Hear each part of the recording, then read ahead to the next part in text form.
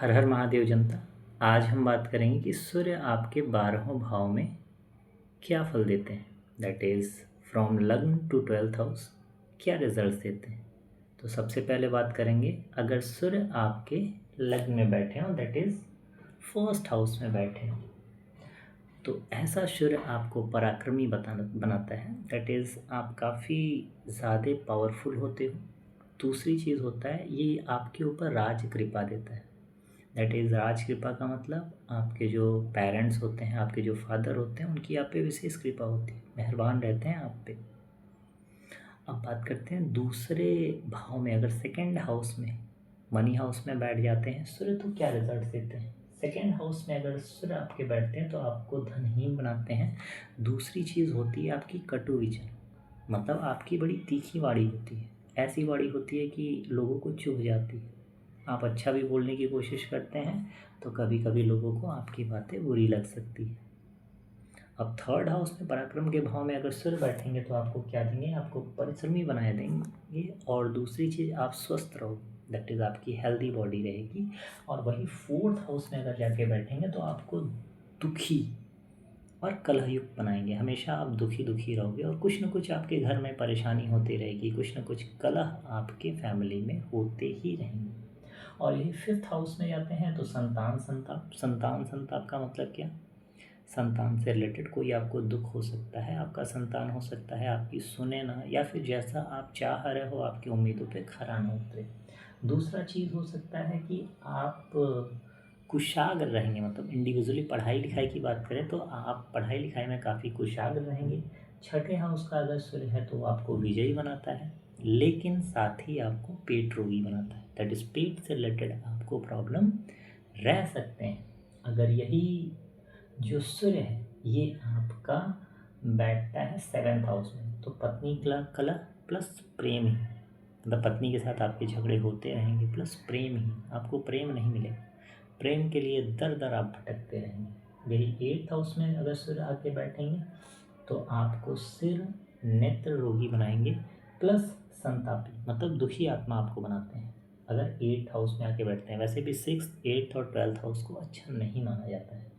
यही अगर आपके नाइन्थ हाउस, दैट इज धर्म के हाउस में बैठते हैं तो आपको धर्मात्मा और सुखी बनाते हैं, आप सुखी रहते हैं।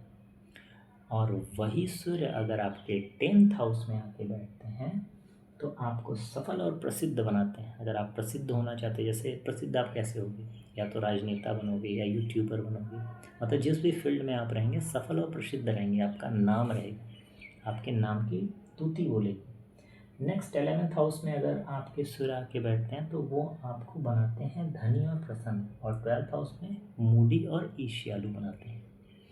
तो ये बेसिक बेसिक कैरेक्टर रहेंगे 12th हाउस में आपके सूर्य आपको क्या रिजल्ट्स देते हैं। अब बात करते हैं हम चंद्रमा की, कि चंद्रमा आपके 12वें घर में आपको क्या रिजल्ट देते हैं। तो अगर चंद्रमा फर्स्ट आपके लग्न भाव में आके बैठते हैं तो आपको सुखी मधुर स्वभाव वाला बनाते हैं। आप सुखी रहते हैं और आपका स्वभाव मधुर रहता है, मीठा बोलते हैं। सेकेंड हाउस में यही चंद्रमा आके बैठता है तो आपको धनी और सौभाग्यशाली बनाता है। आप धनी रहते हैं, सौभाग्य मतलब आपका भाग्य आपको सपोर्ट कर रहा है। यही आपके चंद्रमा थर्ड हाउस में आके बैठते हैं तो आपको कोमल और आराम पसंद बनाते हैं। आप सॉफ्ट रहते हो और आपको आराम पसंद होता है, मतलब आप आराम करना आपको अच्छा लगता है और आपको आराम करने को मिलता भी है ज़्यादा। फोर्थ हाउस में यही चंद्रमा अगर आपके आके बैठते हैं तो आप सुखी और संपन्न रहते हैं। वहीं फिफ्थ हाउस के जो चंद्रमा रहती है ये आपकी चंचल बुद्धि बनाती है। आप चंचल बुद्धि के होते हैं और आपको बहु संतान होते हैं। बहु संतान का मतलब बहुत संतान, मतलब एक से ज़्यादा, दो हो सकते हैं, तीन होंगे, चार होंगे, पाँच होंगे, मतलब संतान आपको ज़्यादा हो सकता है। यही सिक्स्थ हाउस में अगर बैठते हैं आपके चंद्रमा तो आपको रोगी, ईर्ष्यालु व चिंतित बनाते हैं।